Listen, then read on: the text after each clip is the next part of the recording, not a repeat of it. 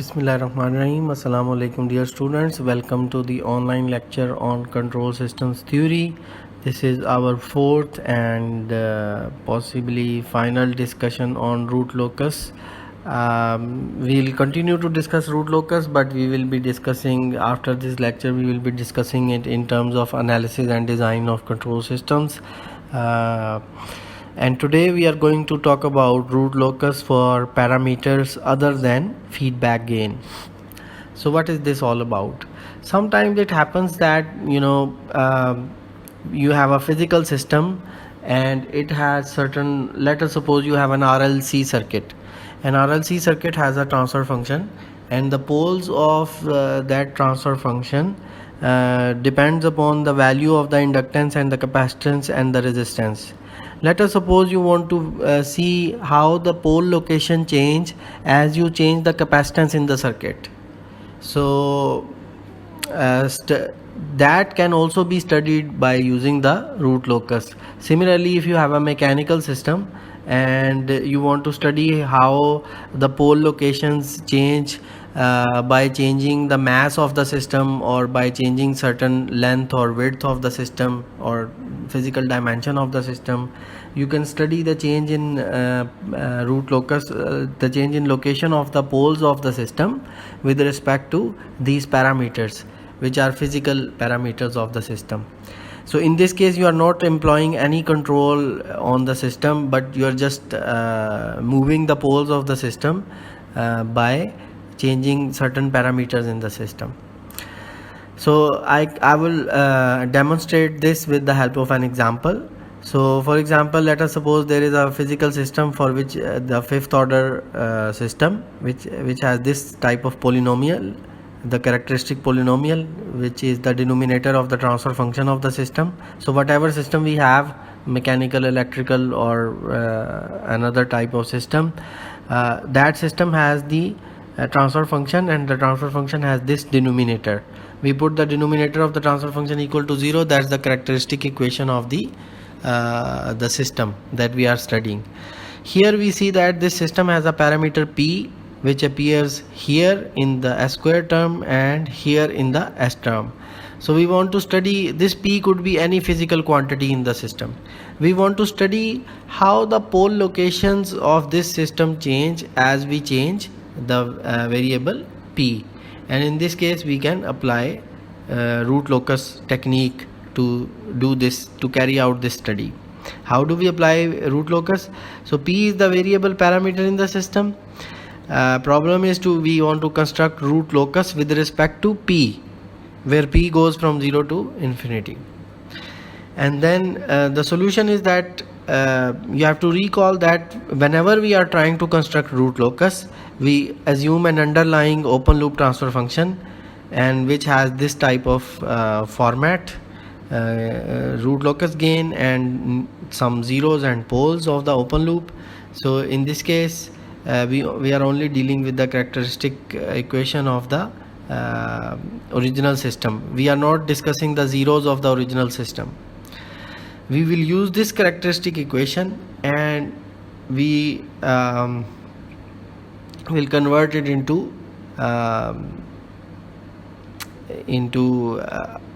this open loop transfer function, the artificial open loop transfer function, which will have zeros and poles.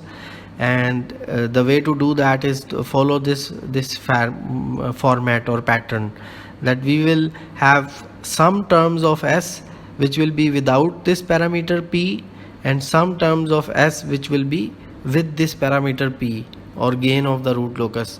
So when we separate terms with and without P. So this is step number 1.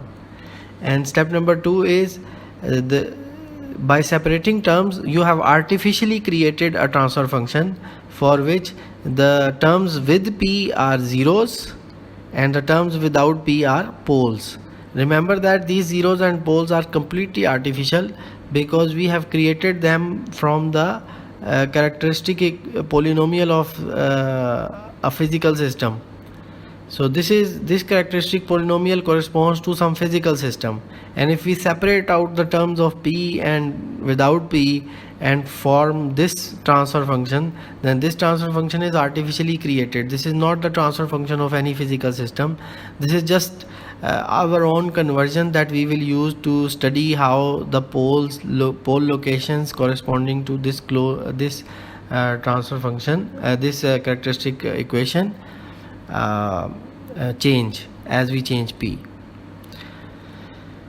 So we construct root locus for this new system, so that our artificially created system, by separating the terms with p and without p, we have created this artificial system, and we will construct the root locus for this system. Given the characteristic equation of the system, this was the original system characteristic equation. We rearrange, the p terms are separated out and the terms without p are separated out, and now we have the new system with following poles and zeros. So roots of this equation, s5 plus 3s to the power 4 plus 27s cube plus 5s plus 7, this equation, the roots of this equation are poles of our artificial system, and the roots of this equation, 9s square plus 155s, will be the zeros of our artificial system. Okay, so then we will apply the 10 rules of root locus. We will put these poles and zeros onto the complex plane, and we will see that this root locus will begin at open loop pole locations, which are minus 1.5 plus minus 5j plus 0.28 plus minus 0.6j and minus 0.55, and they will converge into two of the poles will converge into these two zeros, and the remaining poles will go to infinity. We can construct the whole root locus using the 10 rules that we have discussed in the previous lectures, and once we do that, this will be the root locus. So what is this root locus telling you? So remember that these are the poles and zeros of the artificial system. Okay, so this root locus is basically telling us how the poles will move as we change the value of p. So this pole will, if you keep on increasing the value of p, this pole will move this way. It will go like, there will be a break-in point. It will go this, one will go this way, another will go this way. This is the angle of departure of this pole, and this will go like that. And this, so I've also, so this area of the root locus, I can zoom in, and this is the zoomed in part of this area of root locus, and you can see that here there is a pole at minus 0.55 which goes to the 0 at 0 location, and then these are the poles and their angles of departure, and their asymptotes are forming, like one asymptote will be plus 60 degree, another will be minus 60 degree, and the third asymptote is 180 degree. So we can do all these calculations using the 10 rules of root locus that we have studied. Apply the 10 rules of root locus on these poles and zero location, you will get this root locus. So this is the root locus of a transfer function with respect to parameter p, and this is basically showing how the poles of the system move. You can see that there are 5 poles, 1 2 3 4 5, and these 5 poles are basically the poles of the original system, poles of this original system for p equals 0. If you put p equals 0 in this original system, then you get these poles, which are the open loop poles of the root locus. And as you keep on increasing the poles of the original system change their location with respect to p. Notice that there is no closed loop system here. We just changing a parameter of the system. We are not closing the loop and increasing the gain of the controller, so you have to keep that in mind. Okay, so now that we have discussed how to see the change in pole location with respect to a parameter, we create an artificial open loop transfer function and we pretend that P or parameter is the feedback gain, and we see how this pole location changes. So initial pole locations are the locations of the actual system where P is 0, and then as we increase the value of P, we see how the pole locations change. There is one small issue in root locus with respect to parameter, and that issue is that since the system that we create for generating root locus is created artificially, so it could happen that in this system the degree of Q is greater than degree of P. So there are more zeros than the poles. Because this is not a real system. All the real systems are causal, so we don't have this problem in the transfer functions of real physical systems. So this is artificial, so this could happen. So whenever this happens, we cannot do root locus in the usual way, because in root locus poles converge to zeros, and if there is an extra zero, which of the zero will remain unattended, or will there be any zero that will correspond to no pole converging to it? That we can answer with a simple technique I will show you in a few moments. So we deal with this situation as follows. First of all, we see that there is this is the equation that we keep the terms without P separate and terms with P separate, and this is what we have done in previous slides. But here what we do is we divide this whole equation by 1 over P, because degree of Q is greater than degree of P, so there are more zeros than poles. So what we do is we divide by P, so that the gain is now associated with P of S rather than Q of S, and Q of S has larger degree than P of S. So what we do is we treat Q of S as the open loop poles, and treat P of S as open loop zeros, and treat 1 over P as the gain of the root locus, and then we construct the root locus. So I will show you graphically. So this is the example where you have more zeros and less poles, 2 zeros and 1 pole. What you do is you pretend that these are poles and this is a zero. You pretend that, convert zeros into poles and poles into zeros, and then construct the root locus using the 10 rules of root locus. So I have done two things in one transition. I have changed the pole into 0 and 0 into pole, and I have also constructed the root locus using the 10 rules of root locus. So once I am done, I have constructed the root locus, then what I do is I revert back to the original situation where these two were the zeros and this was the pole. So I revert back to that, but I do this properly. What is the proper way of reverting back? The proper way is that you reverse the direction of the root locus as well. So root locus was going this way, but when I revert poles into zeros and zeros into poles, the root locus is reverting going in the opposite direction.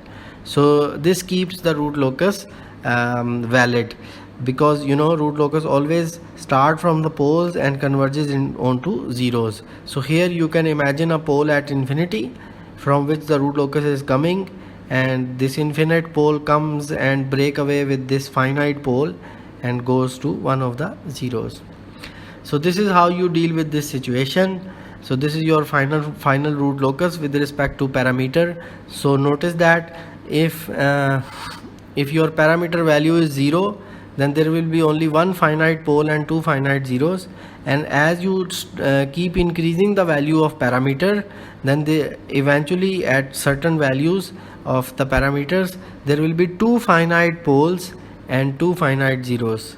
So number of poles will increase as you increase the value of parameter for this type of system. So reverse the pole, this is the summary of the procedure. Reverse the poles and zeros. So reverse the poles and zeros, convert zeros into poles and poles into zeros. Then sketch the root locus. I have done the first two steps in this one transition. Third step is reverse the poles and zeros again. When you reverse them again, then they come back to their original situation. And the fourth step is reverse the direction of root locus. So I have done step number 3 and step number 4 in single transition. So hope that you will be able to understand this point. And this completes our discussion on the root locus with respect to system parameters. And now I just review the 10 rules of root locus that we have completed so far. Root locus originates at open loop poles. Root locus terminates at open loop zeros. Number of branches of root locus is equal to number of open loop poles. Asymptotes are found by using this formula, and we have seen the asymptotes in the discussion of root locus part 2. Centroid points is calculated using this formula: sum of all pole locations minus sum of all zero locations divided by the relative degree. And then root locus exists on real axis if the number of poles and zeros to the right of the test point is odd. Angle of departure or arrival is calculated using the angle condition. We have seen this in detail in the discussion of root locus part 3. Intersection with j omega axis is calculated using Routh-Hurwitz. We have also seen this in root locus part 3. Breakaway break-in points are calculating using the derivative of the open loop transfer function and putting it equal to 0. And finally, the gain at any point in the root locus is given by this formula, which is the magnitude condition. So these are the 10 rules of root locus. When you do the calculations involving these 10 rules, you can sketch the root locus of any open loop transfer function, which will give you the closed loop pole location with respect to change in the gain of the controller. Or in case of the parameter based root locus that we have discussed previously in this lecture, the root locus will give you how the pole locations change as you change the value of the parameter in the system. So we look at some examples of root locus. For example, we want to construct the root locus of the following open loop transfer function. So we have an open loop transfer function which has a 0 at -1, a pole at +1, and another pole at -2. And we see that rule number 1, 2 and 3 do not require any calculation. We already know that the root locus will originate at open loop poles. So in the beginning, the closed loop pole location will be same as the open loop pole location, and at the end one of the poles will converge at -1 where the open loop 0 is, and the other pole will go to infinity at an angle of 180 degree, which we get by rule number 4, that there will be one asymptote because the difference between poles and zeros is 1. And then rule number 5 implies that the centroid point will be, so if you put the locations of poles minus location of zeros divided by relative difference, the answer is 0. So this means that the centroid or center of gravity of this the root locus of this transfer function is at 0, s equal to 0, which is the origin of the complex plane. Okay, so then rule number 6 predicts that root locus will exist in these two segments. So from 1 to -1 segment of the real axis and -2 to infinity segment of real axis, because these are the two segments where here on the right of the test point there will be one pole, and here on the right of the test point there will be basically two poles and one zero. Okay. Predict the angle of departure. So angle of departure of the poles you can calculate using angle condition. That will become 180 degree. The angle of arrival will be 0 degree. You can calculate that. Rule number 8, you can predict the intersection of j omega axis. That will turn out to be the root locus will intersect j omega axis at s is equal to 0. And then you can also see this with the help of rule number 6, because rule number 6 says that there will be root locus on in the segment between +1 and -1. So this segment does include a point of j omega axis, that is 0 point of j omega axis. So you can also see from root locus rule number 6 that where the root locus will cut at j omega axis. Rule number 9 does not give any real breakaway or break-in points. If you take the derivative of this transfer function and put it equal to 0, the roots will become complex and complex root means that there is actually no breakaway or break-in point, because breakaway or break-in points are always real. Then rule number 10 is not required for sketching purposes. It will be required for designing controls or finding the value of parameter to achieve desirable pole locations, but not for sketching. So if we apply all the 10 rules, all the calculations involving the 10 rules, this is the root locus of this system. So you can see that there is a 0 at -1, there is a pole at +1 and another pole at -2. There is a root locus in the section between 1 and -1, and there is a root locus in the section between -2 and infinity.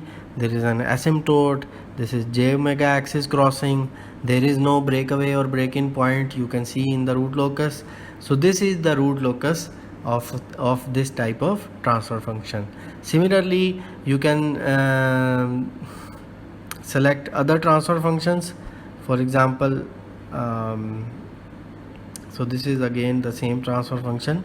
So we look at another transfer function. For example, this transfer function has 1 0 at -2 and 3 poles. So there will be roots of this equation will give us the pole locations, and since the difference between poles and zeros is 2, there will be 2 asymptotes. One of the poles will go to infinity at plus 90 degree, and another pole will go to infinity at minus 90 degree. And also we can calculate the intersection with j omega axis. We can calculate the centroid point. We can calculate the other let's see what are the other things that we can calculate about this. We can calculate the breakaway and break-in points, and once we do all these calculations, we can sketch the root locus, and when we sketch the root locus, it will look like this. So we can also calculate the angle of departure of the poles and angle of arrival of the zero. So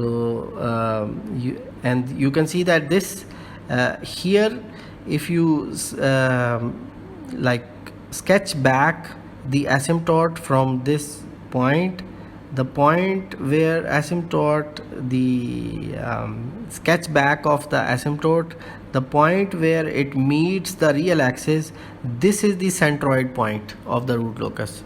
So if you calculate the centroid point of the root locus using the formula and this transfer function, it will turn out to be this point. So this point. So these are the 2 poles, and this point looks like some very close to minus 0.5, so it will be minus 4 point something. So centroid of this transfer function, I encourage you to calculate it, and when you calculate it, it will be something very close to minus 0.5, as you can see in this root locus. Similarly, if you calculate breakaway or break-in points, they will either turn out to be complex, or they will turn out to be on the section of real axis where there is no root locus. So if you calculate breakaway point and it turned out to be here or somewhere else where there is no root locus on real axis, then the breakaway point is fake and it is not used. So you can see here in this root locus, there is no breakaway or break-in. There is no j omega axis crossing. So if you calculate the j omega axis crossing using Routh-Hurwitz on the corresponding closed loop characteristic polynomial of this system, you will see that there will be no value of k, for which even if there is a value of k, when you calculate the auxiliary equation, the roots will not lie on the j omega axis, and you will know that there is no j omega axis crossing. And similarly, you can find the gain at which this pole reaches, let's say minus 2.5. You can just put s is equal to minus 2.5, and you will see what value of k results in this pole reaching minus 2.5, and so on. So let's look at another example. So this is another example where you have s square and s cube. So there are 5 poles, and 2 of the poles are at the origin. 2 of the poles are at the origin, s equals 0, and 3 of the poles are roots of this equation. So total 5 poles, and there are 2 zeros. and if we 5 poles and 2 zeros means that the difference between zeros and poles is 3, so there will be 3 asymptotes. One will be at plus 60 degree, other will be minus 60 degree, third one will be 180 degree. You can also calculate the breakaway break-in points. You can also calculate the angles of departures of all the 5 poles and angle of arrivals of all the 2 zeros. You can calculate the j omega axis crossing and everything, and once you do these calculations you can sketch the root locus, and when you sketch the root locus it will look something like this, that these 2 poles which are at the origin, they will break away right at the origin. So wherever they are, they will break away right from their original location. One will move upward, other will move downward, and eventually these poles, one of them will go to one of the complex zeros, another will go to the other zeros, and these are the other 2 poles, and they will depart and cross the j omega axis, and eventually their asymptote will be plus 60 degree and minus 60 degree, and this pole will go at 180 degree asymptote towards the infinity. And if you calculate the centroid point, that will be something like, if you sketch this back at 60 degrees, this centroid will be somewhere around here, so it will be less than it will be greater than -1, so centroid will be somewhere between -1 and 0. You can see from this graph, if you sketch back the minus 60 degree, it will lie somewhere here. So this is the root locus, another example. So these are the examples of root locus. You can now, after going through these lectures, you can now sketch the root locus with hands by using your own calculations given any transfer function.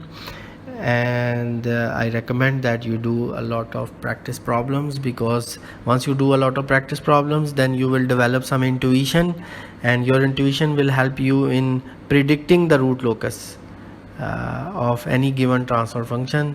And most of the time your predictions will be correct, but don't rely on your predictions even if you are an expert. Predictions are good for initial guess, but they are not good for actual design. Actual designs will always based on calculations, no matter how good an expert you are. So this is the end of today's lecture, and this concludes our discussion on the root locus sketching. And next we will be discussing the design and analysis of control systems using root locus.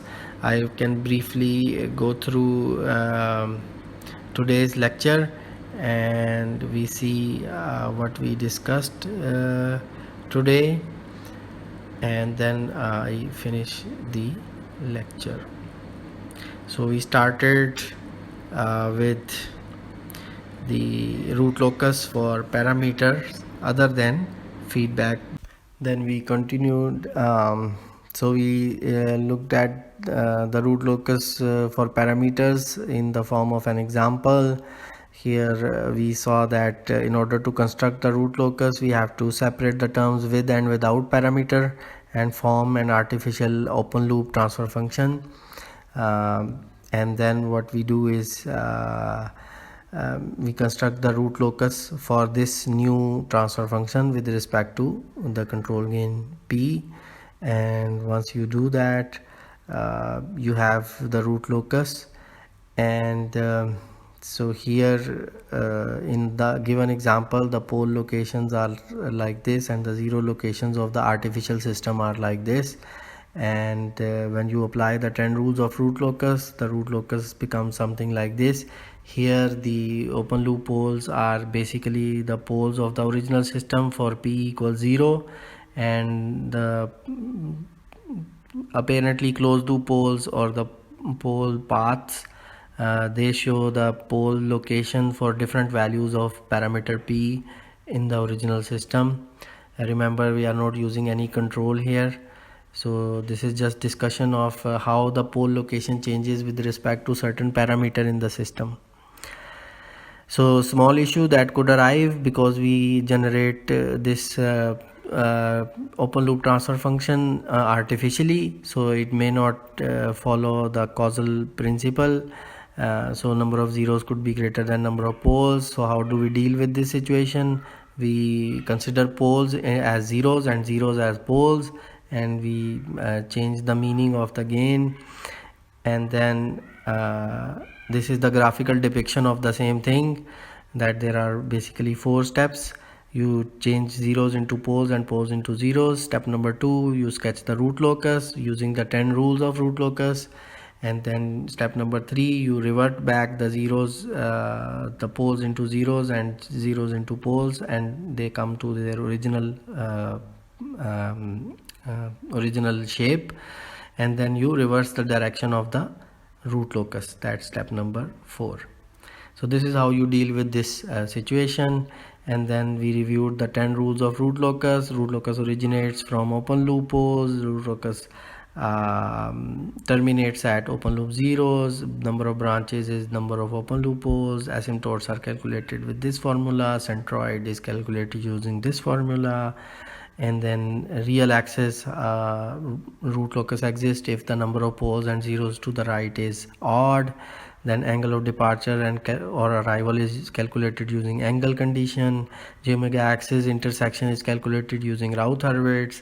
Breakaway break-in points are calculated using the derivative of open loop transfer function equal to 0. Gain at any point is calculated using the magnitude condition. And then we looked at some examples. We looked at certain second order system, applied the root locus rules, and we looked at its transfer function. We looked at another example, and then a third example, and hopefully you have some idea or some sense of how the root locus is constructed. Let me know if you have any questions. Thank you.